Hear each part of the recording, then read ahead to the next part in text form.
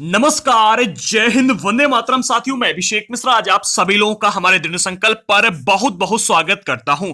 और आज हम डिस्कस करेंगे क्लास 9th की एनसीईआरटी ज्योग्राफी का चैप्टर नंबर 2 का पार्ट 3। इसका पार्ट 1 और पार्ट 2 आ चुका है। अगर आप सभी लोगों ने अभी तक पार्ट 1 और पार्ट 2 का वीडियो नहीं देखा है तो डिस्क्रिप्शन बॉक्स में आपको दोनों वीडियो मिल जाएंगे, आप जाकर के देख सकते हैं।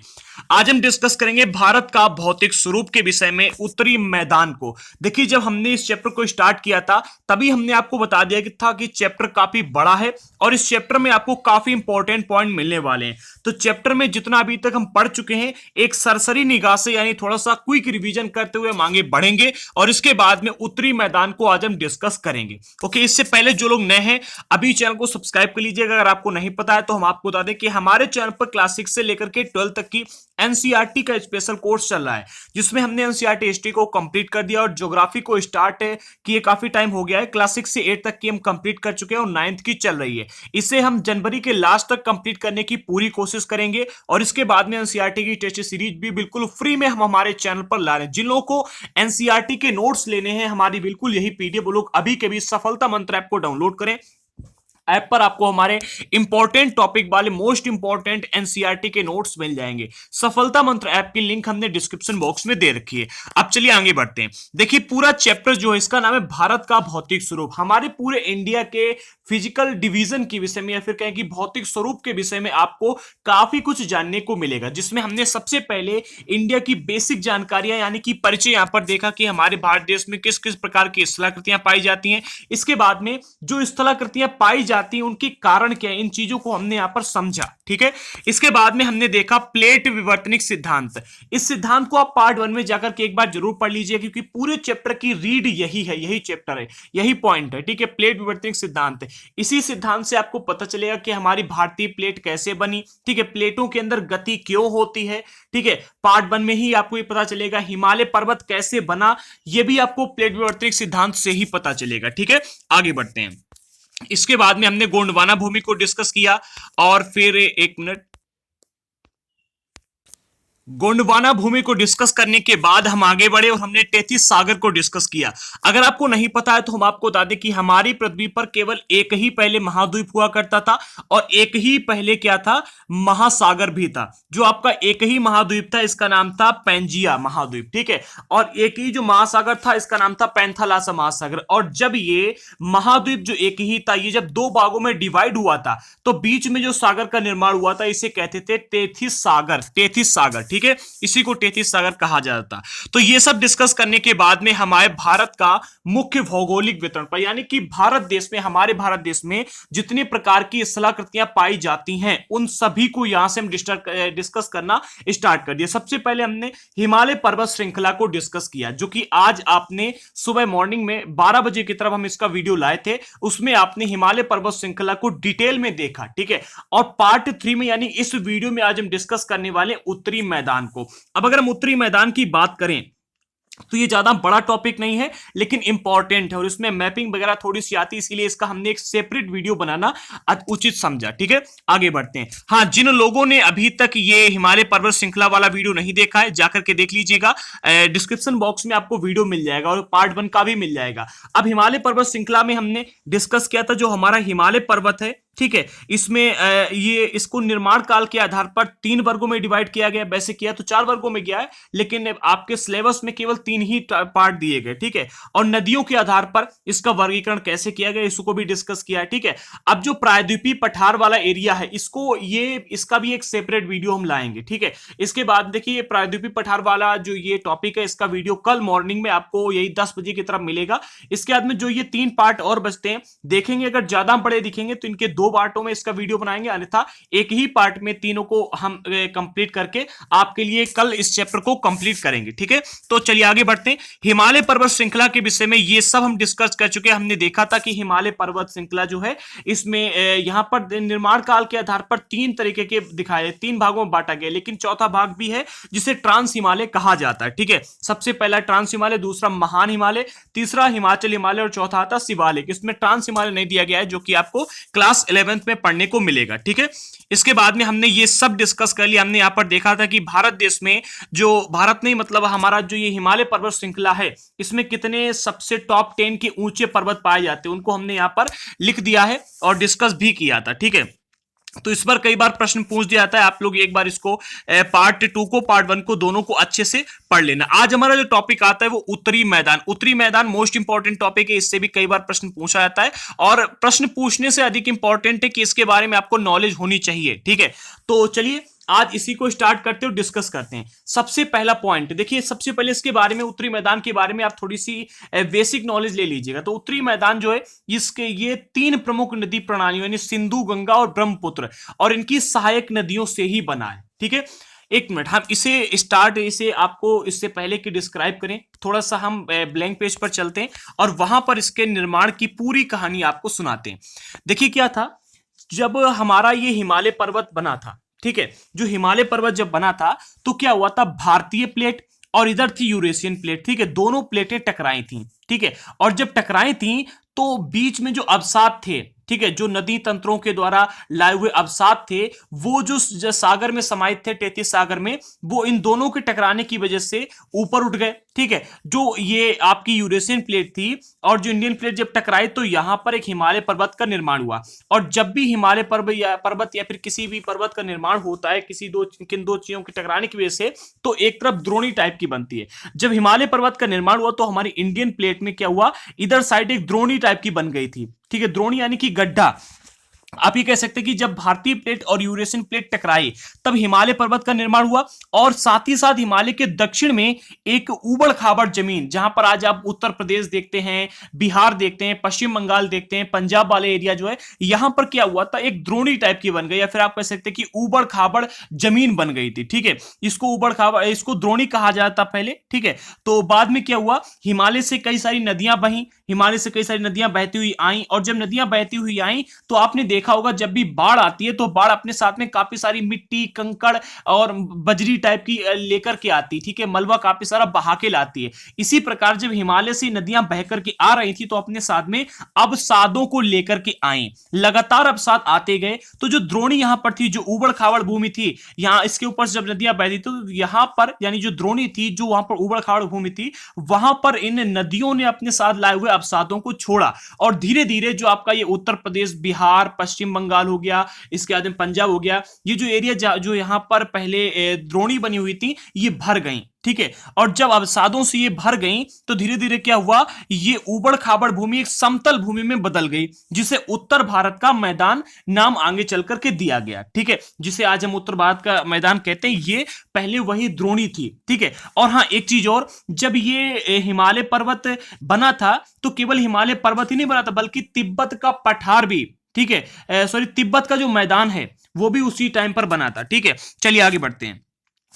हाँ, तो इतनी चीजों को हमने डिस्कस कर लिया। अब आपको ये चीजें समझने में थोड़ी सी आसानी रहेगी। ठीक है, क्योंकि एक क्विक रिवीजन आपको मिल गया कैसे उत्तरी मैदान के बना था। ठीक है, मैंने आपको शॉर्ट में बता दिया, आप जो किताबी भाषा इसको भी समझिएगा। उत्तरी मैदान 3 प्रमुख नदी प्रणालियों यानी सिंधु, गंगा, ब्रह्मपुत्र तथा इनकी सहायक नदियों के द्वारा बना है। ठीक है, इनके द्वारा बना है। यह मैदान जलोढ़ मृदा से बना है, यानी कि जो नदी अपने साथ में मिट्टी, जिस मिट्टी को बहाकर के लाई थी उस मिट्टी से बना है। लाखों वर्षों में हिमालय की गिरपाद में स्थित बहुत बड़े बेसिन यानी द्रोणी, जो उबड़ खाबड़ भूमि थी, में जलोढ़ का निक्षेपण हुआ, जिससे इस उपजाऊ भूमि का निर्माण हुआ। समझिएगा, गिरपाद किसे कहते हैं, समझते हो गिरपाद का अर्थ क्या होता है? चलिए कमेंट बॉक्स में बताइएगा गिरपाद का अर्थ क्या होता है।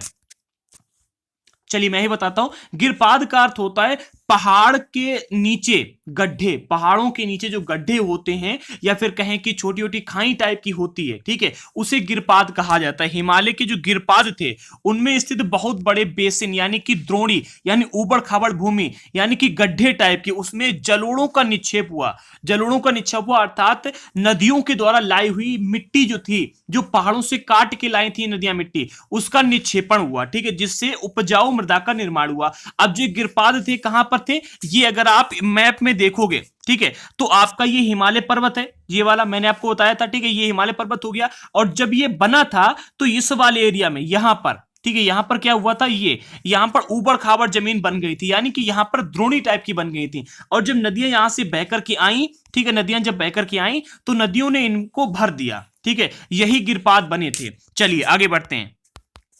अभी मैप में भी आपको समझाऊंगा, कंप्लीट समझाऊंगा, बिल्कुल भी आप ये मत सोचिएगा कि नहीं। तो ठीक है, तो इसका विस्तार 7 लाख वर्ग किलोमीटर के क्षेत्र पर है और यह मैदान लगभग 2400 किलोमीटर लंबा एवं 240 से 320 किलोमीटर चौड़ा है। देखिए जो मैदान है पूरा, यहां से अगर यहां तक आप लंबाई देखोगे, मैदान तो यहां तक है, पाकिस्तान वाला जो एरिया है, ठीक है, यहां पर भी ये भी बना है, ठीक है, तो यहां से लेकर यहां तक इसका निर्माण हुआ था। और अगर आप ये लंबाई देखोगे तो 2400 किलोमीटर है, यानी जितनी लंबाई आपकी हिमालय पर्वत की है, ठीक है, उतनी ही लंबाई इसकी भी है। चौड़ाई देखोगे तो 320 किलोमीटर से लेकर के 240 किलोमीटर के बीच में, यानी अगर आप यहां देखोगे तो 320 किलोमीटर होगी, जहां ज्यादा चौड़ाई है, ठीक है। तो इतना इसका ये क्षेत्रफल, अगर आपसे कुल पूछा जाए कि उत्तरी मैदान जो है इसका पूरा क्षेत्रफल कितना है, ठीक है, तो इसका विस्तार 7 लाख वर्ग किलोमीटर है। इंपॉर्टेंट पॉइंट है, नोट कर लीजिएगा, ठीक है। एक गिरपाद हो गया, एक बेसिन हो गया, इसका क्षेत्रफल पूरा कितना है, ठीक है, इसके अंदर इसकी चौड़ाई कितनी है, लंबाई कितनी है, इंपॉर्टेंट पॉइंट है, ठीक है। इनको मैंने इसीलिए नोट किया ताकि आप इनको नोट कर लीजिएगा। यह सघन जनसंख्या वाला भौगोलिक क्षेत्र है। समृद्ध मृदा आवरण, पर्याप्त पानी की उपलब्धता एवं अनुकूल जलवायु के कारण कृषि की दृष्टि से यह भारत का अत्यधिक उत्पादक क्षेत्र है। देखिए अगर आप देखोगे, ठीक है, तो उत्तरी का मैदान हो गया, ठीक है, उत्तरी के मैदान में जितनी भी फसलें की जाती हैं, जितनी भी खेती होती है, लगभग इस एरिया में सबसे ज्यादा खेती होती है। पंजाब में जाओगे तो गेहूं ज्यादा मिलेगा, उत्तर प्रदेश में आओगे तो गेहूं हो गया, मक्का हो गया, आलू है, ठीक है, ये सब यहां पर किए जाते हैं, ठीक है। अगर आप बिहार में जाओगे तो वहां पर भी गेहूं, मक्का, आलू सब होते हैं, ठीक है, धान भी होती है। तो यहां पर क्या है कि ये उपजाऊ भूमि है, ठीक है, उपजाऊ है और यहां पर काफी अधिक जनसंख्या भी है, जनसंख्या सघन क्षेत्र है, ठीक है। अगला पॉइंट मिलता है, उत्तरी मैदान को मोटे तौर पर 3 उपवर्गों में विभाजित किया गया है, पंजाब का मैदान, गंगा का मैदान और ब्रह्मपुत्र का मैदान, ठीक है। अब इसको आप एक बार इसमें मैप में समझ लीजिएगा ताकि आप बिल्कुल कंफर्म हो जाए कि पंजाब का मैदान कौन सा है, गंगा का मैदान कौन सा है, और आपका जो दूसरा यानी कि तीसरा मिलता है ब्रह्मपुत्र का मैदान, वो कौन सा है। अगर आप इधर आओगे, हिमालय पर्वत जो हो गया आपका, ठीक है, ये हिमालय पर्वत हो गया, ये आप जो लाइन देख रहे हैं इसके इधर पंजाब हरियाणा का मैदान है ये, ठीक है, इधर राजस्थान का मैदान मिलता है, ठीक है। अगर आप यहां तक देखोगे, ये सिंधु नदी ये निकलती है, ठीक है, ये सिंधु नदी है, ठीक है, इसे कभी कभी सिंधु का मैदान भी कहा जाता है, ठीक है, लिख लीजिएगा, इसे कभी कभी सिंधु का मैदान भी क्या कहा जाता है और कभी कभी पंजाब हरियाणा पंजाब मैदान भी कहा जाता है, ठीक है। तो ये इतना एरिया है जो कि सिंधु और उसके सहायक नदियों के द्वारा बनाया गया है, इसे पंजाब का मैदान कहा जाता है, पंजाब हरियाणा का मैदान आप इसे कह सकते हैं, ठीक है। इसके बाद में दूसरा मिलता है आपको ये वाला, यहां से लेकर के ये इतना एरिया, ठीक है, ये इतना एरिया, ठीक है, ये है आपका उत्तरी गंगा का मैदान, ठीक है, इसे कहा जाता है गंगा का मैदान, क्योंकि ये गंगा और उसकी सहायक नदियों के द्वारा बनाया गया है, ठीक है, इसी वजह से इस मैदान को कहा जाता है गंगा का मैदान, ठीक है। इसके बाद में अगर आप यहां होंगे तो ये इतना एरिया, ये ठीक है, ये जो आप देख रहे हैं ना, ये पूरा है ये, ठीक है, तो ये है आपका ब्रह्मपुत्र का मैदान, ठीक है, ये ब्रह्मपुत्र और जो उसकी सहायक नदी एक दो होंगी उनके द्वारा यहां पर ये मैदान बनाया गया, ठीक है। तो ये जो मैदान बनाए गए इंपॉर्टेंट है, बस इतना याद कर लीजिएगा कि जो उत्तरी मैदान है, उत्तरी मैदान में आपको ये उत्तर प्रदेश मिलता है, बिहार मिल जाता है, ठीक है, इसके अंदर पश्चिम बंगाल वगैरह भी यहां पर आपको आ जाता है। लेकिन अगर आप पंजाब का मैदान देखोगे तो पंजाब का मैदान ये और थोड़ा सा पार्ट पाकिस्तान में भी मिलता है, ठीक है, ये पाकिस्तान वाला जो एरिया है यहां पर भी ये आता है, ठीक है। इसे कभी कभी सिंधु का मैदान भी कहा जाता है। और ब्रह्मपुत्र का मैदान सबसे छोटा है, अगर आप देखोगे, ठीक है, छोटा सा है। उत्तर जो गंगा का मैदान है वो सबसे बड़ा है, ठीक है। आगे बढ़ते हैं, अब एक एक करके इन सभी की विशेषताओं को डिस्कस कर लेते हैं। पंजाब का मैदान हो गया, गंगा का मैदान हो गया और ब्रह्मपुत्र का मैदान, ठीक है। तो पंजाब के मैदान की विषय में सबसे इंपॉर्टेंट बात कही कि उत्तरी मैदान के पश्चिमी भाग को पंजाब का मैदान कहा जाता है। उत्तरी मैदान के पश्चिमी भाग को, समझ रहे हो, यानी कि जो आपका उत्तरी, देखिए आपका ये समझिएगा कि ये आपका हिमालय पर्वत, ठीक है, ये आपका उत्तर वाला एरिया है, ठीक है, ये उत्तरी वाला एरिया है। तो जो आपका उत्तरी मैदान है वो ये है, उत्तर प्रदेश वाला। उत्तरी मैदान के पश्चिम वाले भाग को, यानी इधर वाले भाग को क्या कहा जाता है, पंजाब का मैदान कहा जाता है, ठीक है। इस प्रकार से भी आप याद कर सकते हैं, उत्तरी मैदान के पश्चिमी भाग को पंजाब का मैदान कहा जाता है। सिंधु तथा इसकी सहायक नदियों के द्वारा बनाए गए इस मैदान का बहुत बड़ा भाग पाकिस्तान में स्थित है। मैंने अभी आपको बताया, सिंधु तथा इसकी सहायक नदियां जिसमें झेलम, चेनाब, रावी, ब्यास और एक आती है सतलुज, ठीक है, हिमालय से निकलती हैं, ठीक है। ये सभी नदियां हिमालय से निकलती हैं और निकल करके सिंधु में जाकर सारी मिल जाती है। अगर आप देखोगे मैप में, ये देखिए, ये सभी नदियां जाकर के एक बार में सिंधु में ही जाकर मिल जाती है। सभी नदियां अगर आप देखोगे तो इससे ही निकल के आती है हिमालय से और इसी में जाकर के मिल जाती हैं, ठीक है। आगे बढ़ते हैं। अगला पॉइंट है, मैदान के इस भाग को दो आब की संख्या में मैदान के इस भाग में दो आबों की संख्या बहुत अधिक है। अब यहां पर आपको एक मतलब कौतूहल मचा रहा होगा एक प्रश्न की दो आब किसे कहते हैं। मचा रहा है ना कौतूहल, ये सवाल कि दोआब किसे कहा जाता है। दोआब उस क्षेत्र को कहते हैं या फिर उस मैदान को दोआब कहते हैं जो दो नदियों के बीच का एरिया होता है, ठीक है। दो नदियों के बीच के एरिया को कहा जाता है दोआब, ठीक है। जैसे इधर से एक ये नदी बह रही है, ठीक है, और एक नदी इधर से बह रही है और बीच वाला जो एरिया होगा इसको कहा जाएगा दोआब, ठीक है। तो पंजाब का जो मैदान है, पंजाब का जो मैदान है, इस मैदान के में क्या है कि दो आबों की संख्या बहुत अधिक, क्योंकि कई सारी नदियां यहां से निकल के जाती हैं। झेलम हो गई, चेनाब है, रावी है, ब्यास है, सतलज है, ठीक है। ये सभी नदियां जब इससे निकल कर जाए तो यहां पर दो आबों की संख्या बहुत अधिक है। अगला मिलता है आपको गंगा का मैदान। तो गंगा के मैदान का जो विस्तार है घग्गर तथा तिस्ता नदियों के बीच में है। घग्गर तथा तिस्ता नदियों के बीच में, समझिएगा। देखो इसमें नहीं, दूसरा मैप एक और दिया गया, उसमें आपको अच्छे ढंग से समझ में आ जाएगा। देखो ये यहां पर देखो, ये है आपका गंगा का मैदान, ठीक है। यहां से स्टार्ट होता है, जहां से गंगा निकलती है यहां से, ठीक है, और ये जाता है। अब यहां पर अगर आप देखोगे तो गंगा नदी ये हो गई, गंडक नदी ये हो गई, कोसी नदी ये हो गई, यमुना नदी ये हो गई, गंगा नदी है, ठीक है। तो ये सभी नदियों से मिलकर के ये बना है आपका यहां से ये, ठीक है। उत्तर प्रदेश, बिहार इसी में आ जाता है, आपका पश्चिम बंगाल, ये सभी मिलाकर के यहां पर जो ये बनती है ये उत्तरी मैदान है, ठीक है। इसके बाद में यहां पर आप चलिए, ये ठीक है, ये आपका निकल के आता है कौन सा मैदान, ये आपका निकल के आता है पंजाब का मैदान। कभी कभी इसे सिंधु का मैदान भी कहा जाता है, ठीक है, जो कि सिंधु और उसकी सहायक नदियों के द्वारा बनाया गया। आप देख सकते हैं यहाँ पर नदियों के नाम भी दिए गए, सिंधु हो गई, झेलम है, रावी है, और इसके बाद में ये सतलज है, ठीक है, और ब्यास नदी भी यहीं से निकलती है। ब्यास दिख नहीं रही है, चलिए। अब ये जैसे एक ये नदी जा रही है, एक ये नदी जा रही है, तो बीच का जो एरिया है इसे कहा जाएगा दोआब। क्या कहा जाएगा? दोआब इसे कहा जाएगा, ठीक है। तो याद कर लीजिएगा। अब अगर आप उत्तरी मैदान को देखोगे, ठीक है, तो जो उत्तरी मैदान है ये उत्तरी भारत के कई राज्यों से एक होकर के गुजरते हैं, जैसे कि हरियाणा है, दिल्ली है, उत्तर प्रदेश है, बिहार है, झारखंड है, ठीक है, इसके बाद पश्चिम बंगाल है। इन सभी राज्यों से होकर के ये आपका उत्तरी मैदान जाता है, ठीक है। उत्तरी मैदान जो है कहां कहां से निकल के गुजरता है, लिख लीजिएगा, नोट कर लीजिएगा। एक तो आपका हो गया ये उत्तर प्रदेश, दूसरा हो गया दिल्ली, हरियाणा को भी टच करता है, ठीक है, हरियाणा में भी इसका है थोड़ा सा एरिया। इसके बाद में ये आपका बिहार हो गया, झारखंड हो गया, और आपका पश्चिम बंगाल हो गया। इन सभी एरिया में इस ये उत्तर का मैदान है, ठीक है। आगे बढ़ते हैं, अब अगले टॉपिक की ओर बढ़ते हैं। तो उत्तर का मैदान हमने डिस्कस कर लिया। हाँ, यहाँ पर देखो दिया भी गया है, ये उत्तरी भारत के कई राज्यों, हरियाणा, दिल्ली, उत्तर प्रदेश, बिहार, झारखंड के कुछ भाग और पश्चिम बंगाल में फैला हुआ है, ठीक है। अगला मिलता है ब्रह्मपुत्र का मैदान। तो ब्रह्मपुत्र का जो मैदान है, ठीक है, इसके ब्रह्मपुत्र का मैदान इसके पश्चिम, विशेषकर असम में स्थित है। हाँ देखिए, जो गंगा का मैदान है, गंगा के मैदान के पश्चिम में स्थित है। असम जो एरिया है, ठीक है, असम में ये स्थित है। आप देख सकते हैं ये वाला, ठीक है, यहां पर आप देख सकते हैं, यहां पर स्थित है, ठीक है। तो आई थिंक कि ये टॉपिक भी आपको समझ में आया होगा, ठीक है। चलिए आगे बढ़ते हैं।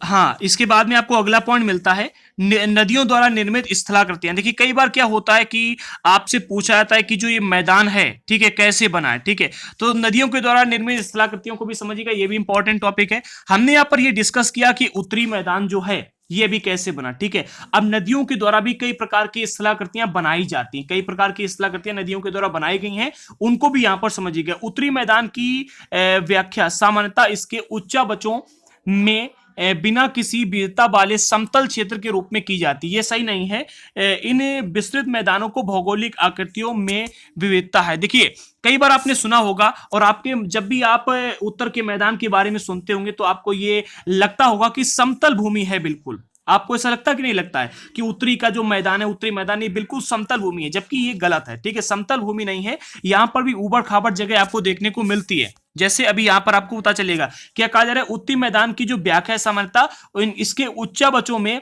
बिना किसी विविधता वाले समतल स्थल के रूप में की जाती है। अधिकतर लोग ऐसे ही इसकी व्याख्या कर देते हैं, ये बिल्कुल गलत है, ठीक है। इसमें क्या है कि कई प्रकार की भौगोलिक आकृतियां दिखाई गई हैं, मतलब कई प्रकार की भौगोलिक आकृतियां हैं। कैसे, इसको यहां पर समझिएगा।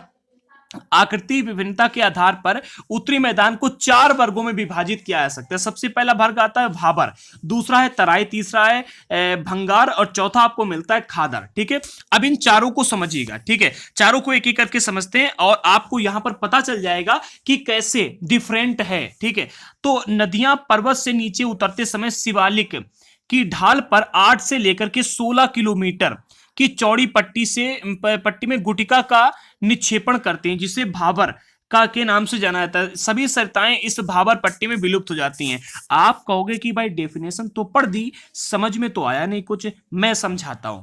आपने देखा होगा कि क्या होता है, जब भी बाढ़ आती है तो बाढ़ अपने साथ में छोटे छोटे पत्थर हो गए, कंकड़ हो गए, इन सभी को बहा करके लाती कि नहीं लाती हैं, कमेंट बॉक्स में बताइएगा। ठीक है, और ऐसा ही पर्वतों पर भी होता है। जब हिमालय पर्वत से नदियां बह करके आती हैं, ठीक है, जब हिमालय पर्वत से नदियां बह करके आती हैं तो अपने साथ में कई बड़े बड़े पत्थरों को, छोटे छोटे पत्थरों को उठा करके अपने साथ बहा कर लाती हैं। ठीक है, और ये सभी पत्थर आकर के एक जगह पर रुक जाते हैं। ठीक है, ये सभी पत्थर आकर के एक जगह पर रुक जाते हैं। ठीक है, जहां पर ये पत्थर रुकते हैं, ठीक है, सपोज दैट कि क्या हुआ कि बाढ़ आई और बाढ़ आने की वजह से कई बड़े बड़े पत्थर आए। ठीक है, और जब नदी को क्या है कि जब नदी का बहाव धीमे हुआ तो वहां पर वो सारे पत्थर आकर के रुक गए। ठीक है, अब जहां पर पत्थर आकर के रुकेंगे तो आपने देखा होगा जहां पर कई सारे पत्थर होंगे, ठीक है, उन पत्थरों के बीच में सांस होती है। क्या होती है? छोटी छोटी सांस होती है। ठीक है, और पानी की तो मतलब स्वभाव ये सबसे पतला पानी होता है। कहा जाता है कि जल से पतला कुछ नहीं होता है। ठीक है, साइंस कहती है कि जल से पतला कुछ नहीं होता है। ठीक है, तो जब ये नदियां बहकर के आती हैं हिमालय पर्वत से, क्या हो गया, नदियां पर्वत से नीचे उतरते समय शिवालिक की ढाल पर 8 से लेकर के 16 किलोमीटर की चौड़ी पट्टी में गुटिका का निक्षेपण करती। गुटिका यानी जो छोटे छोटे पत्थरों को, बड़े बड़े पत्थरों को अपने साथ बहाकर के लाती हैं, वो शिवालिक वाला जो एरिया है, यानी जो 8 से लेकर 16 किलोमीटर चौड़ा शिवालिक वाला एरिया है, यहां पर इस गुटिका का, छोटे छोटे पत्थरों का निक्षेपण कर देती है। यहां पर यानी कि यहां पर इनको छोड़ देती है। ठीक है, और निक्षेपण करती हैं, भाबर के नाम से इस एरिया को जाना जाता है। ठीक है, निक्षेपण करती हैं, इसे भाबर के नाम से जाना जाता है। ठीक है, भाबर यानी कि जहां पर इन गुटिका का निक्षेपण किया गया, यानी इनको छोड़कर चली गई हो। और सभी सरिताएं, सरिता का अर्थ होता है नदियां, इस भाबर पट्टी में विलुप्त हो जाती हैं। भाबर पट्टी यानी कि जो 8 से लेकर 16 किलोमीटर वाला जो एरिया था शिवालिक वाला, जहां पर गुटिका का निक्षेपण किया गया, वहां पर विलुप्त हो जाते हैं। अब विलुप्त क्यों होती जानते हो? विलुप्त इसलिए होती है, जो छोटे छोटे पत्थर होते हैं उनमें जो सांस होती है, ठीक है, वो काफी गहराई तक होती है। उसी सांसों में नदियों का सारा जल चला जाता है, समाहित हो जाता है, और वहां पर नदियां दिखना बंद हो जाती है, यानी कि विलुप्त हो जाती हैं। ठीक है, अब ये नदियां विलुप्त तो हो गई हैं, पानी अभी तो सांसों में चला गया, लेकिन कहीं ना कहीं जाकर के पानी निकलेगा जरूर, कहीं ना कहीं पानी जाकर के निकलेगा जरूर। तो इस पट्टी के दक्षिण में ये सरिताएं एवं नदियां पुनः निकलती हैं। जो ये सरिताएं होती हैं और जो नदियां होती हैं जाकर के पुनः इसके दक्षिण में निकलती हैं। यानी कि जैसे ही ये कौन सा गुटिका वाला एरिया, यानी जहां पर पत्थर पड़े हुए थे, कंकड़ पड़े हुए थे, वो वाले एरिया जहां पर समाप्त होता है दक्षिण वाले एरिया में, वहां पर जाकर के सरिताएं एवं नदियां पुनः निकलती हैं एवं नम तथा दलदली क्षेत्र का निर्माण करती हैं। वहां पर क्या होता है कि नम और दलदली क्षेत्र बन जाता है, उसका निर्माण करती हैं। इसे तराई कहा जाता है। यह वन्य प्राणियों से भरा घने जंगलों वाला क्षेत्र था। पहले क्या था, ये यहाँ पर कई सारे वन्य प्राणी पाए जाते थे। ठीक है, मतलब जानवर जंगल में रहने वाले कई सारे पाए जाते थे। अब क्या है कि बंटवारे के बाद, जब भारत और पाकिस्तान का बंटवारा हुआ, तो बंटवारे के बाद में जो पाकिस्तान से शरणार्थी आए थे, उन शरणार्थियों को कृषि योग्य भूमि उपलब्ध कराने के लिए इस जंगल को काट दिया गया है। ठीक है, और काटने के बाद में इन शरणार्थियों को ये पूरा का पूरा जंगल दिया जा चुका है। जंगल को काट करके जो जमीन मिली वो इनको दी जा चुकी। ठीक है, और इसी क्षेत्र में दुधवा राष्ट्रीय पार्क भी स्थित है। ठीक है, तो क्या होता है, हिमालय पर्वत से नदियां बही और नदियां अपने साथ में जितने भी पत्थरों को लाई थी उन्हें एक जगह पर निक्षेपित कर दिया, यानी कि रोक दिया। जैसे जैसे नदियों की रफ्तार कम हुई तो रोक दिया, और जब वहां पर पत्थर रुक जाते हैं तो पत्थरों के अंदर सांस होती है। उन सांसों में क्या होता है, नदियां जाकर के उसी में समाहित हो जाती है, यानी विलुप्त हो जाती है। सांसों के अंदर सारा जल चला जाता है, ऊपर से नदियां नहीं दिखती हैं। और ये नदियां जाकर के दक्षिण वाले एरिया में, कहां पर, दक्षिण वाले एरिया में ये जाकर के ये जो पट्टी होती है दक्षिण वाली, जहां पर समाप्त होते हैं पत्थर गिरना, ठीक है, जहां पर ये मतलब गुटिका का एरिया जहां पर समाप्त होता होता है, ठीक है, वहां पर नदियां पुनः निकलती है और जहां पर नदियां निकलती है वहां पर नम दलदल वाली भूमि का निर्माण होता है, ठीक है, जिसे तराई कहा जाए। तो अगर आपसे पूछे कि भाबर किसे कहते हैं तो ये डेफिनेशन देना, तराई किसे कहते हैं तो ये डेफिनेशन देना, ठीक है। और जो तराई वाले एरिया यहाँ पर पहले वन्य प्राणी और मतलब जंगली जानवर काफी सारे यहाँ पर पाए जाते थे और जंगल वाला एरिया था, ठीक है। और अब क्या है कि यहाँ पर जो पाकिस्तान से शरणार्थी आए थे उनको ये एरिया दे दिया गया है। अब अगला मिलता है आपको भांगर। भांगर किसे कहते हैं इसको भी समझिएगा। उत्तरी मैदान का सबसे विशालतम भाग पुराने जलोढ़ का बना है। वे नदियों के बाढ़ वाले मैदान के ऊपर स्थित हैं तथा वेदिका जैसी आकृति प्रदर्शित करते हैं, ठीक है। इसको एक बार समझिएगा। देखो इस टॉपिक को समझने के लिए मैं थोड़ा सा क्या करता हूं कि डायग्राम एक बना लेता हूं, ठीक है, एक डायग्राम बना लेता हूं, ठीक है। तीनों को आप यहां पर समझ सकते हैं। एक मिनट देखो, ऐसे समझिएगा। सपोज दैट कि ये आपका पर्वत है, ठीक है, ये पर्वत है और यहां से क्या है कि ये नदी, ये ऐसा पर्वत है, ठीक है। पर्वत के ऊपर से नदी आई, ठीक है। नदी आने के बाद में ये आपका शिवालिक वाला एरिया, वो शिवालिक वाले में सारे पत्थरों को छोड़ दिया, ठीक है। यहाँ पर नदी की रफ्तार कम हुई, शिवालिक वाले में सारे पत्थरों को छोड़ दिया, ठीक है। अब जब यहाँ पर पत्थरों को सभी को छोड़ा था तो जब नदियां ऊपर से आई तो इसी में विलुप्त भी हो गई, ठीक, क्योंकि पत्थरों के अंदर सांस होती है और सांस में जो पानी मतलब भरा, ठीक है, वो तो नदियां यहाँ पर देखना बंद हो गई क्योंकि सांसों के अंदर सारा पानी चला गया था। अब धीरे धीरे जैसे जैसे यहाँ से नदियों से पानी निकला, जैसे जैसे ये समाप्त हुई तो यहाँ पर पानी निकला, ठीक है। यहां पर पानी जब निकला तो इस एरिया में आया, ठीक है, और यहां पर दलदली भूमि का इसने निर्माण कर दिया। किसका निर्माण किया? दलदली भूमि का निर्माण किया, क्योंकि यहां पर पानी निकला, नम दलदली भूमि का निर्माण किया, ठीक है। तो इस एरिया को क्या कहा गया? इस एरिया को कहा गया तराई का एरिया, क्योंकि यहां पर पानी पुनः निकल के आया था। और इस एरिया को क्या कहा गया? इस एरिया को कहा गया भावर, ठीक है। अब जब यहां पर पानी आ गया तो इसे कहा जाता है कि यहां पर क्या है कि जंगल मतलब आजकल जो पहले यहां पर जंगल थे, अब इन जंगलों को काट दिया जाता है। एनसीईआरटी में दिया गया है, ठीक है, जंगलों को अब काटा जा रहा है और यहाँ पर कृषि फॉर्म किया जा रहा है, ठीक है। और जब यहाँ पर पानी आया तो यहाँ से फिर बहा, ठीक है। और तो ये हो गया आपका एरिया कौन सा? तराई वाला, ठीक है, क्योंकि यहाँ पर मतलब क्या है कि पानी नदियां पुनः यहाँ पर निकल करके आ जाती, जैसे यहाँ पर क्या है कि विलुप्त हो गई और यहाँ पर पुनः निकल के आ गई, ठीक है। अगला पॉइंट यहाँ पर आपको मिलेगा, जो अगला हमने बात की थी भांगर की, ठीक है। तो अब भांगर को समझिएगा। एक मिनट भांगर को ऐसे समझिएगा जैसे कि ये है, एक मिनट ऐसे नहीं, ये, ठीक है। तो ये एक नदी है, सपोज दैट कि एक नदी यहाँ पर पानी भरा है, ठीक है, यहाँ पर पानी भरा है, ये एक नदी है, ठीक है। अब बाढ़ आती है जब, तो आप देखते हैं कि जब भी बाढ़ आएगी तो नदी का पानी ओवरफ्लो होगा और यहां तक आ जाएगा, ठीक है, यहां तक पानी आ जाएगा। जब भी नदी में बाढ़ आएगी तो पानी यहां तक आ जाएगा, ठीक है। और जब पानी यहां तक आएगा तो यहाँ की जो मृदा है वो कट के चली जाएगी और यहाँ पर नई मृदा का सृजन होगा, यानी नई मृदा यहाँ पर आ जाती है। क्या कहा जा रहा था? डेफिनेशन हमने क्या बताई थी? उत्तरी मैदान का सबसे विशालतम भाग पुराने जलोढ़ मृदा का बना हुआ, ठीक है। वे नदियां जो बाढ़ वाले मैदान के ऊपर स्थित हैं, यानी जो बाढ़ वाले मैदान के ऊपर यहां पर नदियां जो स्थित हैं ये वाली, ठीक है, वे नदियां जो बाढ़ वाले मैदान के ऊपर स्थित हैं, जो जैसे कि ये हो गई नदी, ठीक है, तो तथा वेदिका जैसी आकृति प्रदान करती हैं, ठीक है, वेदिकाओं जैसी आकृतियां प्रदान करती हैं। इस भाग को भांगर के नाम से जाना जाता है, ठीक है। तो ये जो एरिया है, ठीक है, यहां पर जब बाढ़ आएगी पानी ओवरफ्लो होगा तो यहां पर जो मिट्टी वो कट के चली आएगी और यहां पर हर साल नई मृदा का सृजन होता है। इस एरिया को कहा जाता है क्या? भांगर कहा जाता है, ठीक है। यही यहां पर डेफिनेशन दी भी गई है।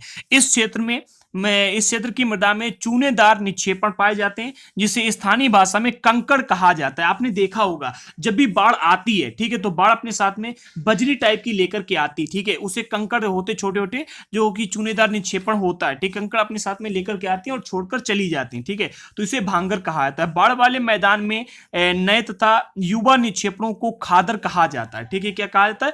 जो नए नए निक्षेपण आते हैं वहां पर, ठीक है, जैसे कि बाढ़ आई और चली गई और नई मिट्टी डाल गई, ठीक है, नई मिट्टी डाल के तो जो नई मिट्टी को वहां पर निक्षेपित करके जाएगी उसे खादर कहा जाता है, ठीक है। और इनका लगभग प्रत्येक वर्ष पुनर्निर्माण होते, जैसे गंगा वाला जो एरिया है, अगर आप गंगा के आसपास वाले एरिया में देखोगे तो वहां पर हर साल बाढ़ आती है और वो एरिया सबसे ज्यादा उपजाऊ होता है, ठीक है, वो एरिया सबसे ज्यादा उपजाऊ होता है क्योंकि वहां पर जो पुरानी मृदा होती है वो हर साल चली जाती है और नई मिट्टी उपजाऊ वहां पर हर साल बाढ़ की वजह से आ जाए। तो इस एरिया को क्या कहा जाता है? भांगर कहा जाता है, ठीक है।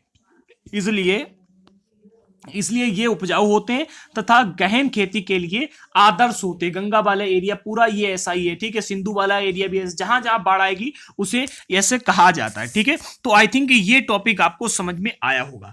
अगर एक भी पॉइंट ऐसा जो कि आपको समझ में नहीं आया है, कमेंट बॉक्स में बताइएगा। अगला पार्ट जो इसका कल सुबह आएगा उसमें हम आपको वो पूरा कवर कर देंगे, ठीक है। आई थिंक ये सारे आपको समझ में आए होंगे। एक हो गया भावर, दूसरा तराई और तीसरा आपको मिलता है ये भांगर, ठीक है। और चौथा, एक मिनट, तीन तो थे, हाँ चौथा खादर, एक मिनट, हाँ खादर, ठीक है। खादर की मैंने यहाँ पर हेडिंग नहीं डाली थी, ठीक है। खादर ये, ठीक है। बाढ़ वाले मैदान के नए तथा युवा निक्षेपण जो होते हैं उसे खादर कहा जाता है, ठीक है। जो नए युवा निक्षेपण होते हैं उसे खादर कहा जाता है और इनका प्रत्येक वर्ष पुनर्निर्माण होता रहता है, ठीक है। इनका प्रत्येक वर्ष पुनर्निर्माण होता है। ये सब मैंने आपको बता दिया। अब मेरे हिसाब से इससे उत्तरी मैदान वाले टॉपिक में एक भी ऐसा पॉइंट नहीं रह गया है जो कि समझाने लायक हो, ठीक है। तो आप अपने हिसाब से देख लीजिएगा। अगर कोई भी ऐसा पॉइंट जो कि आपकी समझ में नहीं आया तो कमेंट बॉक्स में बता देना। तो मिलते हैं अगले वीडियो के साथ में, तब तक के लिए जय हिंद साथियों।